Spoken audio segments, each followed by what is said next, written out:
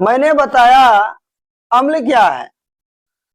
अम्ल वह है जो खट्टा होता है, मैंने ये बताया। दूसरा मैंने ये बताया कि जो नीले लिटमस पत्र को लाल कर दे वो अम्ल होता है, ये भी मैंने बताया। यानी और तीसरा चीज मैंने बताया कि जो आपका जल में घुलकर H+ आयन प्रदान करे उसे हम अम्ल कहते हैं। तो तीनों डिफिनेशन में किसी को भी आप दे दीजिए सही होगा, ठीक है। लेकिन हम आपको कहेंगे कि अम्ल किसे कहते हैं। अम्ल वह है, अम्ल वह है जो जल में घुलकर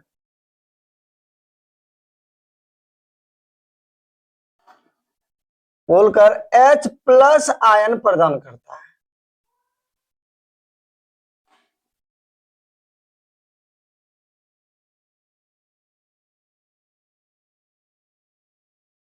यानी जल में ये घुलकर कौन आयन प्रदान करेगा, H+ आयन। अब एग्जाम्पल में अम्ल का आता है HCl, हाइड्रोक्लोरिक अम्ल, HNO3 नाइट्रिक अम्ल, H2SO4 सल्फ्यूरिक अम्ल, बहुत सारा अम्ल है। किसी का भी, जैसे कि जल के साथ मैंने HCl को मिलाया तो ये क्या बना देगा, जानते हो, हाइड्रोनियम आयंस। यही तो आयन है H+ आयन, इसी को कहा गया हाइड्रोनियम आयन। अगर ये प्लस आयन शो कर रहा है तो पक्का ये एसिड है, पक्का ये अम्ल है। समझ में आ गया। उसके बाद मैंने कुछ प्राकृतिक स्रोत के बारे में भी बताया था। जैसे मैंने बताया था कि ऐसे नोट्स में मैं प्रोवाइड कर दूंगा। सिरका, सिरका में कौन सा अम्ल पाया जाता है, तो सिरका में कौन सा, एसिटिक अम्ल। नींबू में सेट्रिक अम्ल, इमली में हाँ टेट्रिक अम्ल, ठीक है।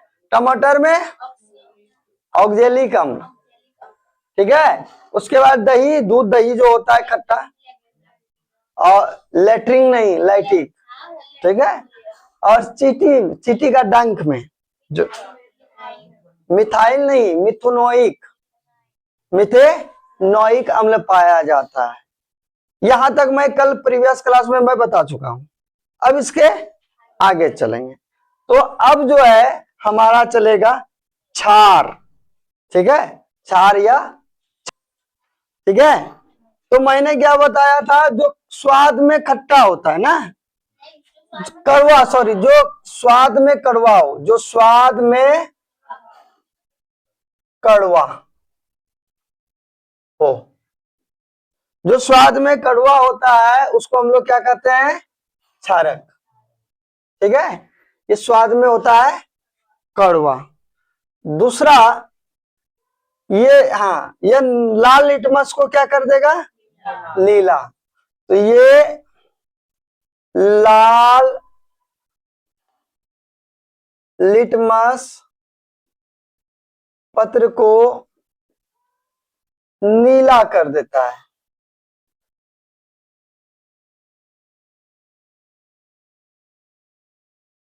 लाल को नीला कर देता है।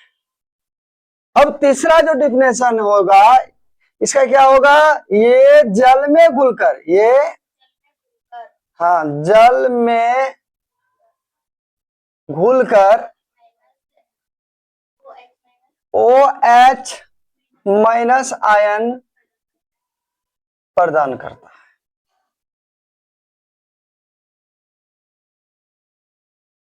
OH- आयन प्रदान करेगा। तो OH जैसे कि ये पहले से H2O है, ठीक है, और जैसे ही इसमें घुलेगा तो ये कौन सा आयन प्रदान करेगा, जानते हो, minus ion, OH- ion, OH- ion प्रदान कर देगा। ये आयन आपको क्या कर देगा, प्रदान करेगा, OH।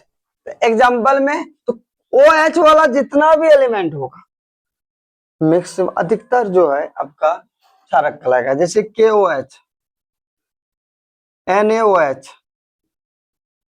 CaOH whole 2। इसका नाम है पोटेशियम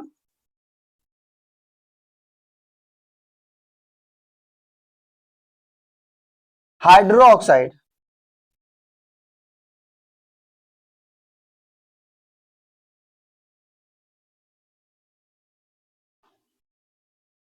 इसका नाम है सोडियम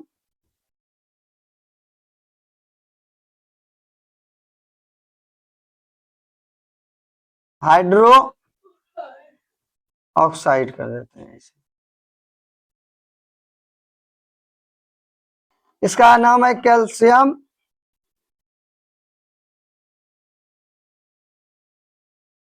हाइड्रो ऑक्साइड। यानी हाइड्रो ऑक्साइड जितना है वो सभी के सभी क्या होते हैं, क्षार होते हैं। ये जितना भी मैंने बताया ये प्रबल क्षार है, दुर्बल क्षार नहीं। अब प्रबल किसको कहेंगे, दुर्बल किसको कहेंगे? आप लोगों को क्या बताया कि सूचक क्या है? सूचक उसे कहेंगे जो अम्लीय माध्यम में अपना या तो रंग बदल दे या गंध बदल दे, और क्षारीय माध्यम में भी अपना रंग या गंध बदल दे, तो उसको हम सूचक कहते हैं। तो वैसे पदार्थ जो अम्लीय या क्षारीय माध्यम में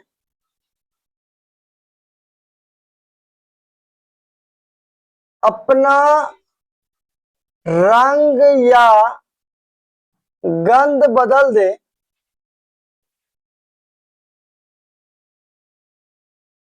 तो उसे सूचक कहते हैं।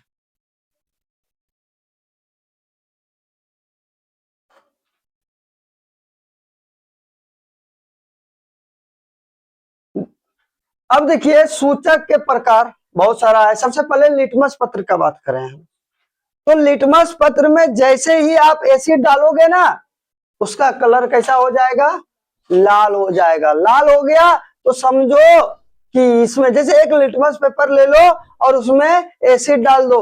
एसिड हम नहीं जानते एसिड है कि बेस है, हमको नहीं पता, अम्ल है कि क्षार है हमें नहीं पता, सिर्फ उसमें डालो। अगर उसका कलर लाल हो गया तो 100% श्योर हो जाओ कि ये जो है अम्लीय पदार्थ है। अगर उसका कलर नीला हो जाए तो तुमको 100% श्योर हो जाना है कि यह एक क्षारक है, क्षार है, बेस है। समझ में आ गया? नेक्स्ट होता है हल्दी। हल्दी का पाउडर कैसा होता है? वो हल्दी का पाउडर जो होता है ना, हल्का सा लाल टाइप का होता है, सबको पता है। अगर इसीलिए देखता है हल्दी लेपन में हल्दी लेपा जाता है ना, अगर उसमें तुम एसिड डाल रहे हो तो उसका कलर पीला हो जाएगा, तो समझ लो कि ये जो है ना पक्का अम्ल है। और अगर उसका कलर चेंज नहीं होता है, लाल ही थोड़ा सा ब्राउनिश जो है रेड कलर का होता है, तो समझो कि ये इसमें क्या डाले गए हैं, बेस डाला गया है। समझा? चलिए नेक्स्ट जो है आपका फिनोल्फेथलीन है। इसको इसमें जब एसिड डालेंगे तो रंगहीन हो जाएगा, और नहीं तो गुलाबी रहेगा। कैसा रहेगा? गुलाबी रहेगा। उसके बाद है मिथाइल ऑरेंज। ये आपका अम्ल अगर उसमें डालोगे तो लाल होगा, नहीं तो पीला होगा। फिर आपका आता है वेनिला। प्याज, प्याज का रस ले लो, ठीक है? प्याज का रस में अगर तुम अम्ल डाल दिए तो गंध एक जैसा रहेगा, और अगर बेस डाल दिया तो गंध उसका क्या हो जाएगा, खत्म हो जाएगा, बदल जाएगा या खत्म हो जाएगा। तो समझ लो उसमें बेस है। तो इसको हम लोग कहते हैं गंधीय सूचक। ये सभी गंधीय सूचक है। अम्ल जो होते हैं ना दो तरह के होते हैं। एक होता है प्रबल अम्ल। अम्ल दो प्रकार के हुए, एक हो गया प्रबल अम्ल और दूसरा होता है दुर्बल अम्ल। ये टॉपिक उतना नहीं है आपके कोर्स में, तो इसलिए थोड़ा सा हिंट्स दे देते हैं। प्रबल अम्ल किसको कहेंगे? जिसमें अगर जल में हम घोले तो H+ आयन बहुत अधिक मात्रा में दे। H+ आयन अगर अधिक मात्रा में दे रहा है तो प्रबल अम्ल। तो कौन कौन होगा? और कार्बनिक अम्ल जितना भी है जिसमें कार्बन मौजूद ना हो। इसमें कार्बन है कहीं? देखो तो, इसमें कार्बन है कहीं? कहीं पर भी कार्बन नहीं है। अब बोलेगा सर सी है, Cl है, क्लोरीन है, कार्बन नहीं है। तो इसको हम कहेंगे प्रबल अम्ल। और दूसरा होता है दुर्बल अम्ल। ये देखो, इसमें कार्बन मौजूद है, इसमें कार्बन मौजूद है, तो इसको हम कहेंगे दुर्बल अम्ल। मिथेनोइक, इथेनोइक, प्रोपेनोइक, ये सारा का सारा हम पढ़ाएंगे हम लोग। कौन सा? तो कार्बन। अब देखो, जितना भी हम लोग खाने में यूज करते हैं ना, वो दुर्बल अम्ल होता है। गोलगप्पा आप लोग खाते होंगे, बड़ा प्यार से खाते हैं, जानते हैं कि वो कितना नुकसानदेह है? बहुत नुकसानदेह है। देखिए, वो दुर्बल अम्ल होता है और कार्बोक्सिलिक अम्ल होता है, उसमें कार्बन होता है। लेकिन जब लेबोरेटरी में तैयार किया जाता है ना, तो वो हमारे शरीर के लिए बहुत ही हानिकारक होते हैं। वो हमारे किडनी तक को डैमेज कर देता है। तो अभी के टाइम पर किडनी सबसे ज्यादा फेल्योर हो रहा है। किडनी फेल्योर होने के कारण क्या है? हमारा खान पान, हमारा डाइट। इतना इतना बीमारी जो शरीर में हो रहा है, उसका सबसे बड़ा रीजन है खान पान। क्योंकि हम लोग ऐसे ऐसे पदार्थ को खा रहे हैं जो हमारे लिए हानिकारक है, लेकिन उस टाइम पर टेस्ट होता है, टेस्टफुल होता है, हमारे जी को अच्छा लगता है, इसलिए हम लोग खाते हैं। लेकिन बाद में जाकर उसका नुकसान होता है। जैसे कि हम लोग खाते हैं, क्या खाते हो? चिप्स, नुकसानदेह है। कुरकुरे, नुकसानदेह है। समोसा, नुकसानदेह है। तला यानी पापड़, नुकसानदेह है। पापड़ अभी खा लो, बाद में तुमको गाल में लगेगा थापड़। किसका थापड़? पैसा का थापड़ लगेगा। समझ में आया? यहां तक कि वो जो इतना बड़ा बड़ा आता है ना, फ्रेंच बड़ी कहते हो, वो भी नुकसानदेह है, नहीं खाना चाहिए। सबको ही खाता है ना। लेकिन उसका इफेक्ट क्या होता है? वो हमारे शरीर में कोलेस्ट्रॉल की मात्रा को बढ़ा देता है। और कोलेस्ट्रॉल का मात्रा बढ़ेगा ना, तो फिर वो हार्ट के लिए जो होता है हार्मफुल होता है। हार्ट डिजीज के लिए, हार्ट के लिए खतरा बढ़ा देता है। नमक हम लोग खूब खाते हैं, नमक ऊपर से ले लेके बड़ा टेस्टी लगता है। अधिकतर बच्चे को आदत होगा, अरे हमको भी आदत था, हम दूसरे को क्या बोलेंगे। और उसका क्या नतीजा होता है जानते हो? जब आपका उम्र 25 से ऊपर 30-40 जाएगा ना, तब पता चलेगा कि हार्ट में कुछ प्रॉब्लम आ गया, पेन होना स्टार्ट होगा। अगर उसको नहीं कंट्रोल किया तो हो सकता है कि हार्ट अटैक आ जाए, डॉक्टर को दिखाना पड़ जाएगा। तो इसलिए नमक कम मात्रा में खाओ। क्योंकि रिसर्च में पाया गया है, वर्ल्ड वर्ल्ड हेल्थ ऑर्गेनाइजेशन, उसने भी माना कि हार्ट अटैक से का सबसे मेजर रीजन हमारा सॉल्ट है, सोडियम।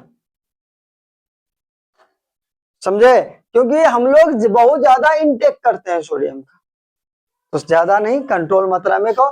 कोई देखो, हमारे शरीर को जरूरत है, लेकिन सभी एक कंट्रोल मात्रा में जरूरत है। और जो तुम लोग खाते हो वो पानी पूरी, गोलगप्पा, वाटर बॉल, भाई आज से खाना बंद कर दो, मेरा सा एडवाइस मानो। अगर तुमको खाना पसंद है ही, खाना चाहते हो, तो फिर उसका पानी तुम घर में बना के खाओ। इमली लाओ, बनाओ खुद से और खाओ। नहीं तो ऐसे व्यक्ति से के पास खाओ जो घर में बनाता हो, इमली का यूज करता हो। ऐसे व्यक्ति के पास मत खाओ जो केमिकल पदार्थ से पानी बनाता हो। केमिकल पदार्थ से भी शॉर्टकट में पानी में दिया, बन गया, वो नुकसानदेह है। समझ में आया? प्राकृतिक जो अम्ल होता है ना, वो हमारे शरीर के लिए नुकसानदेह नहीं होता है। लेकिन जो लेबोरेटरी में तैयार किया हुआ अम्ल होता है, वो हमारे शरीर के लिए नुकसानदेह होता है, क्योंकि वो पावरफुल होता है। कितना कुछ करेगा फिर भी पावरफुल होता ही होता है। इसलिए प्राकृतिक अगर खाना है गोलगप्पा, तो घर में बना के खाओ, बढ़िया होगा। खरीद लो, खा लो। समझ में आ गया? यह है तो दुर्बल अम्ल, प्रबल अम्ल, नुकसान फायदा। पेन भी चल नहीं रहा है, ये चल। अब इसको हम चलते हैं और देखते हैं। तो सबसे पहला गुण में पढ़ेंगे अम्ल की अभिक्रिया।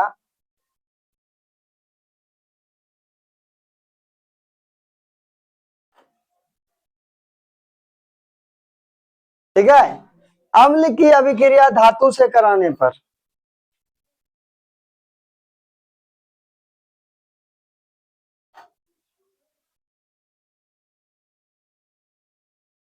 लवण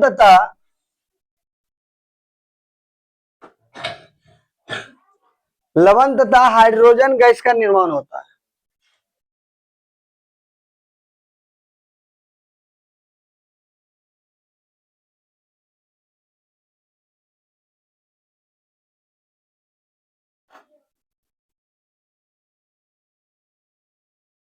अगर अम्ल का अभिक्रिया, यानी कहने का अर्थ यह हुआ कि इधर कोई धातु है और उसका अभिक्रिया हम अम्ल से करा दें,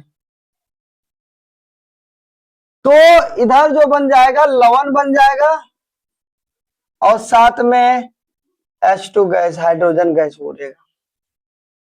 किसी को दिक्कत?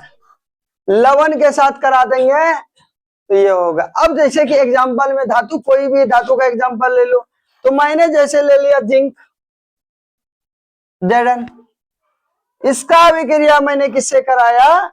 तो अम्ल, कोई भी अम्ल ले सकते हो, तो मैंने लिया सल्फ्यूरिक अम्ल H2SO4।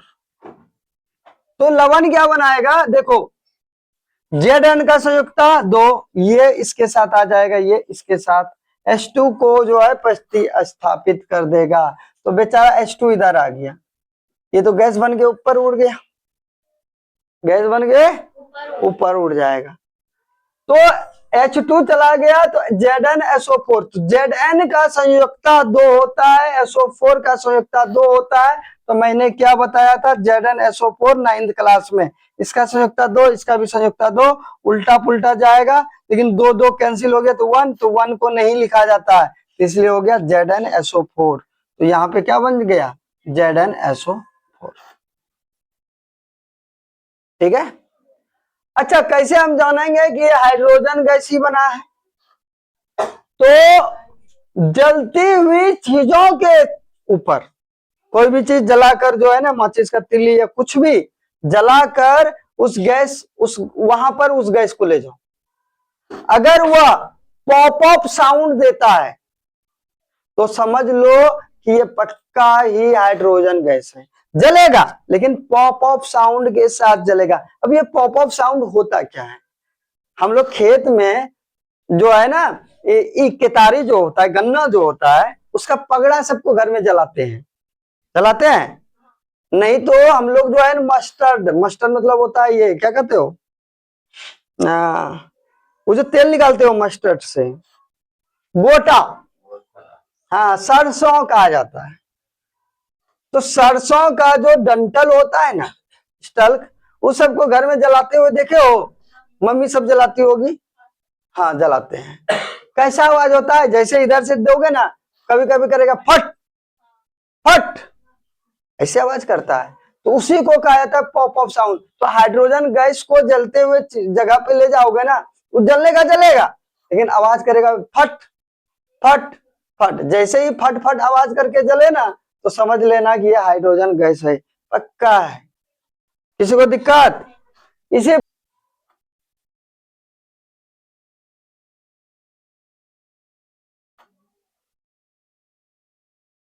धातु के कार्बोनेट,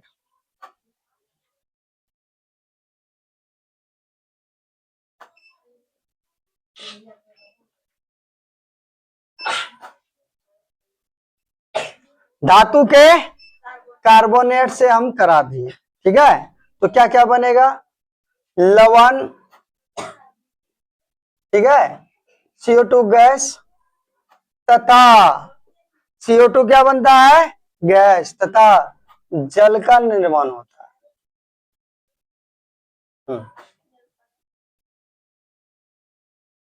अब देखो CO2 गैस क्यों लिखा, जानते हो? शॉर्टकट में लिखा, CO2 मतलब कार्बन डाइऑक्साइड, शॉर्टकट में लिखा। तो जैसे लिखते हैं कैल्शियम कार्बोनेट, इसका अभिक्रिया मैंने करा दिया किससे, HCl, हाइड्रोक्लोरिक अम्ल से। तो बनेगा क्या, पहले लवण बनेगा, बनेगा CaCl2, कार्बन डाइऑक्साइड गैस, और लास्ट में क्या बन जाएगा, जल। क्या बनेगा, जल। समझे। अब देखो ये कार्बन डाइऑक्साइड गैस और जल बना दिया। इसमें डाउट है, किसी को डाउट नहीं।